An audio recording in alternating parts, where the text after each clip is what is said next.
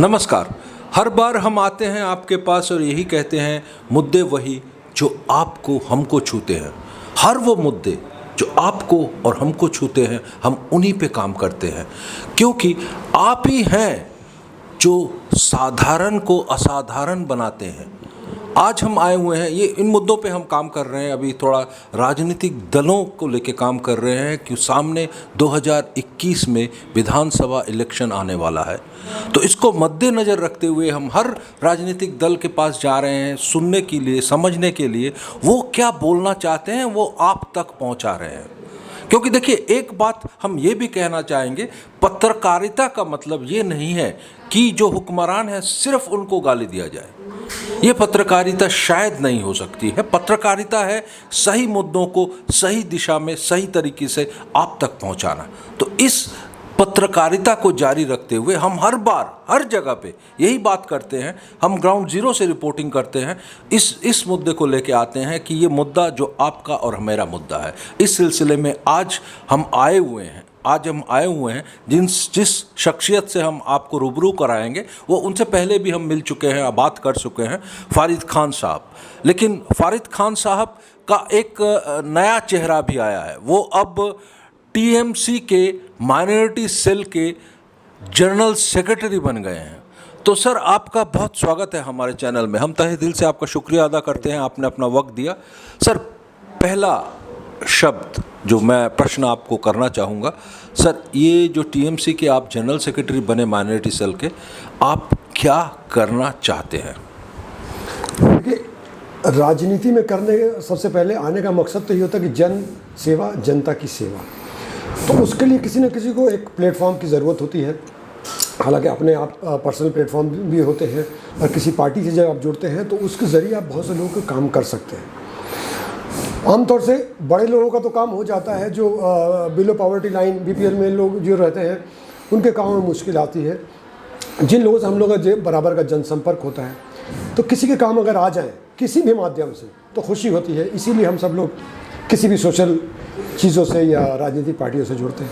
Sir, एक प्रश्न हम करना चाहेंगे कि अगर हम बंगाल की पूरी राजनीति को पकड़ें तो लगभग 25 साल कांग्रेस शासन रहा है। मैं 1947 से 2020 की बात कर रहा हूँ, और 34 साल वाम मोर्चा का रहा है, और ये 10 साल टीएमसी का होने को आ रहा है। 2021 में जो आ रहा है 10 साल, मोरलेस 10 साल हो रहा है।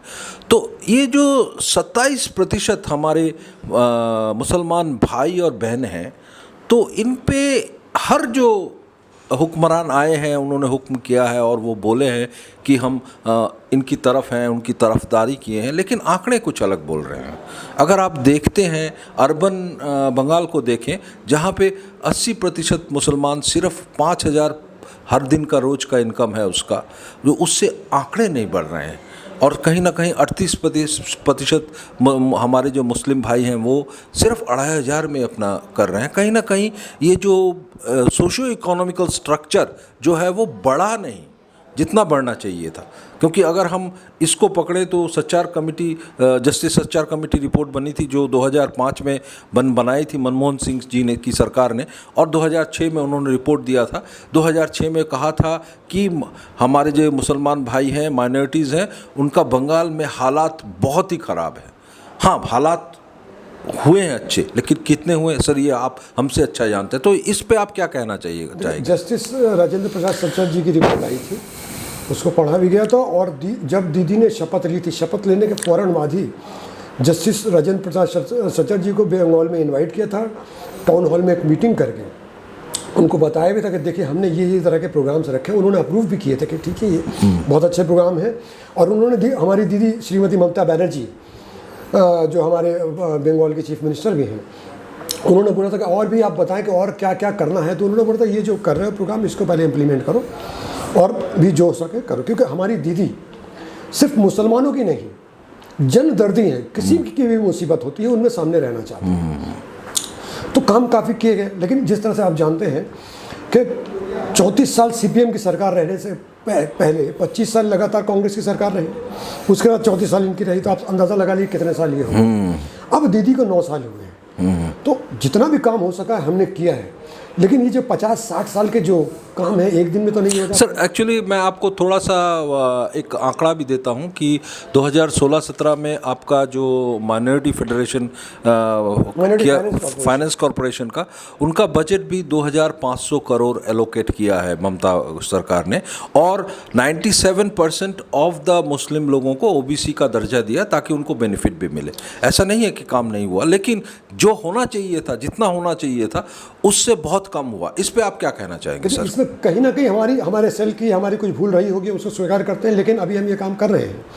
देखिए, जब सीपीएम सरकार से हमने हैंडओवर किया था तब करीब 800 करोड़ का माइनॉरिटी का फंड था। दीदी ने आते साथ उसको 1400 करोड़ किया और अभी 2500 करोड़ दिया minority West Bengal minority finance corporation, जो कि सॉल्ट लेक में स्थित ऑफिस है। बहुत सारा डेवलपमेंट माइनॉरिटीज को लेकर करती है। हम इसको बच्चों के स्कॉलरशिप भी देते हैं, जिसमें उर्दू एकेडमी भी आ रही है, और बहुत से तरह का है डॉक्टरी करने के लिए बहुत से माइनॉरिटीज़ को लोन देते हैं। तो सबको मालूम है कि यहाँ से किस तरह से निकाला जाए। हम लोग ब्लॉक में जाके उन लोगों को ऑर्डर दिया गया है कि ब्लॉक हर वार्ड में जाके आप मीटिंग करें, लोगों के साथ जनसंयोग बढ़ा के लोगों को बताएं कि आपको ये चीज़ मिल सकती है।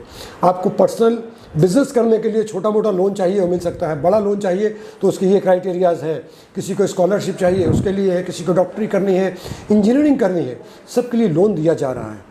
बहुत कम, सर माफ़ कीजिएगा सर, मैं थोड़ा सा आपको बहुत कम इंटरेस्ट के ऊपर लोन दिया जा रहा है। बिल्कुल, मैं आपसे सहमत हूँ सर, माफ़ कीजिएगा, मैं थोड़ा सा इंटरवेन कर रहा हूँ सर। अगर आप स्कूल एनरोलमेंट का बात देखें, मुद्दा देखें, बंगाल 101% मतलब 100% के ऊपर है।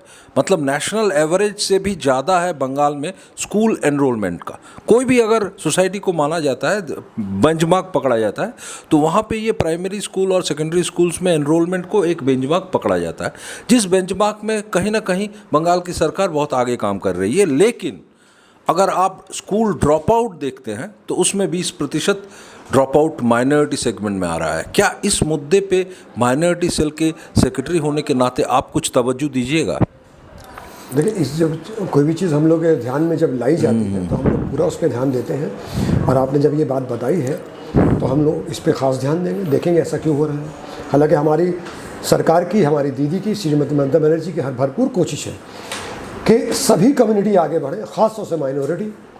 बल्कि लोग तो उनको इसलिए बदनाम भी करते हैं कि ये सिर्फ माइनॉरिटी को ही देखते हैं। सर इसीलिए तो हम कहने आए हैं कि लोग बदनाम करते हैं, लेकिन चित्र तो आ नहीं रहा है। ये इसी पे कि अपीसमेंट की, देखिए वही मैं कहा कि 34 साल वाम मोर्चा थी।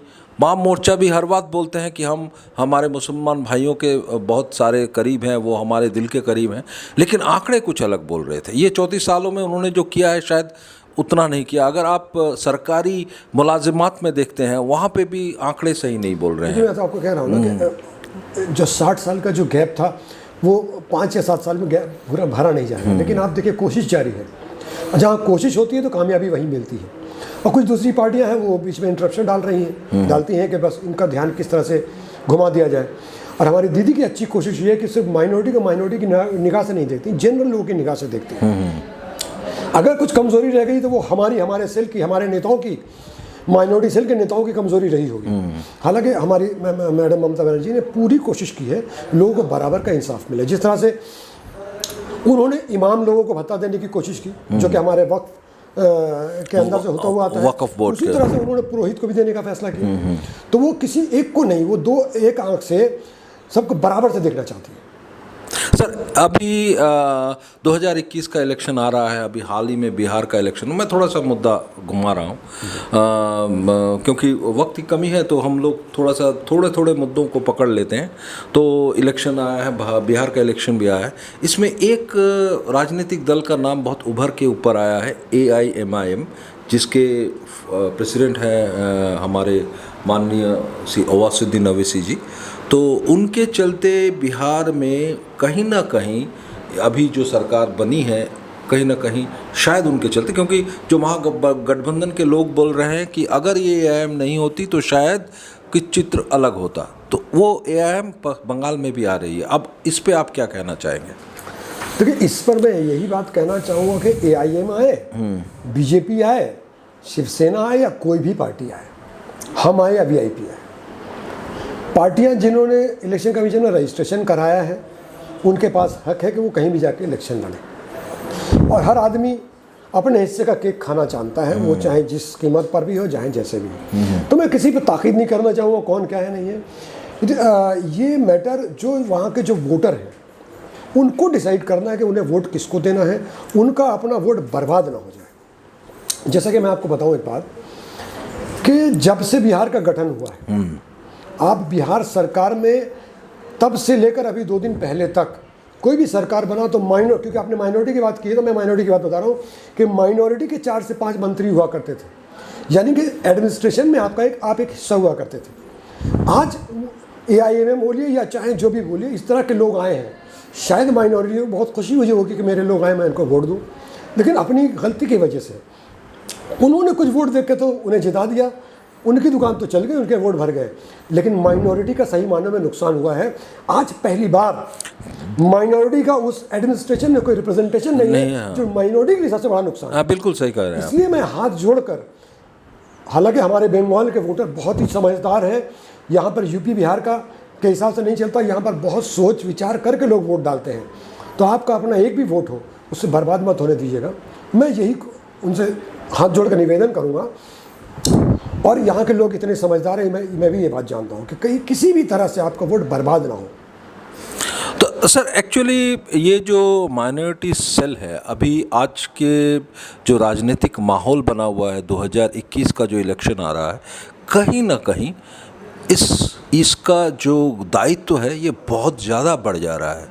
तो अगर आप समझाने जाइएगा माइनॉरिटी सेल, तो कहीं ना कहीं हुक्मरान 10 साल से आप हुक्मरान की हैसियत से हैं, तो ये जो माइनॉरिटी की जो कंडीशन है, कहीं ना कहीं शायद वो आपको एक प्रश्न चिन्ह के सामने खड़ा ना कर दे। इस पे आप क्या बोलिएगा सर? देखिए, समझाने की बात नहीं, बंगाल के बच्चा जानता है कि ममता बनर्जी ने अपना तन मन और सरकार में जो धन था, उस जो भी धन था, हर मुमकिन कोशिश की कि हर इंसान के पास पहुंच सके। जैसा कि आप जानते हैं कि जब 2011 में ममता बनर्जी ने शपथ ली थी तो खजाना CPM ने 34 साल ने पूरा खाली करके दिया था, नील था। माइनस से निकल के आना और बंगाल के इतने दिन तक संभाल के रखना। नहीं सर, अभी भी चल रहा है वो डेबिट कार्ड, अभी भी चल रहा है। तो आप ये बात समझिए, इंटरेस्ट देना पड़ता है। वो एक लेडी, वो ममता बनर्जी जैसी लेडी में ही ताकत थी, जिसने 34 साल में लाल घराना का लाल किला तोड़कर अपनी हुकूमत बनाई। आज तो बहुत से लोग अपना उस केक का शेयर लेने के लिए चले आ रहे हैं, मगर ममता बनर्जी की ताकत थी, जो अकेली खूब लड़ी मर्दानी वो थी। और आज भी जिस मेहनत से, वो आपको यह मालूम होना चाहिए कि अपने बदन पर, अपने सेहत पर ध्यान कम देती हैं, बंगाल की जनता पर ज़्यादा ध्यान देती है। उनका बस नहीं चले। आपने एक चीज़ माफ की होगी, परसों माननीय सौमित्र चट्टोपाध्याय का निधन हुआ, उनको स्टेट ऑनर दिया गया। स्टेट ऑनर दिया गया। वो सुबह से बेलव्यू क्लिनिक में थी और रात को उनकी अंतिम यात्रा तक वो साथ चली। हालांकि उनके पाँव में चोट लगी हुई थी, पाँव में बैंडेज बंधा हुआ था, मगर उन्होंने विश्राम नहीं किया, उन्होंने आराम नहीं किया। तो हमारी बंगाल की जनता के लिए अपने आप को पूरा समर्पित कर दिया उन्होंने। तो मैं तो उनको सलाम करता हूँ। मैं जानता हूँ कि बंगाल की जनता भी उनको तन मन धन से जानती है और उनके लिए अपनी जान देने के लिए भी तैयार है। सर बहुत बहुत धन्यवाद। एक्चुअली आप ये जो माइनॉरिटी सेल पे जनरल सेक्रेटरी की हैसियत से बहुत हाल ही में जुड़े हैं, तो हम प्रश्नों को यहीं तक सीमित रखते हैं, क्योंकि आप पे फिर आएंगे, आपसे फिर बात करेंगे, फिर रूबरू करेंगे। बहुत सारे प्रश्न हैं, क्योंकि एक ही दिन में हर जो मुद्दा है, हर जो वाक़या है, हर सब पूरा एक दिन में नहीं हो सकता है। सर फिर आएंगे आपके पास। बहुत बहुत शुक्रिया सर, आपने वक्त दिया। तो हम बात कर रहे थे हमारे माइनॉरिटी सेल के जनरल सेक्रेटरी साहब से, फारिद खान साहब से, समझने की कोशिश कर रहे थे। देखिए, मुद्दे बहुत हैं, मुद्दे इतने मुद्दे हैं कि एक दिन क्या, एक रात क्या, हम 10 दिन भी अगर इंटरव्यू लेते रहें तो ख़त्म नहीं होगा। लेकिन हमने कोशिश की मोटे तौर पर इस चीज़ को एक जगह तक लाने की। और हमारे फारिद खान साहब जो वो रिसेंटली आप जनरल सेक्रेटरी की हैसियत से आए हैं, तो हम जल्दी आएंगे उनके पास बहुत सारे सवालों को लेकर। बने रहिएगा, देखते रहिएगा। मैं नंददुलाल भट्टाचार्य, मेरे साथ मेरे सहकर्मी जावेद हुसैन, कलकत्ता।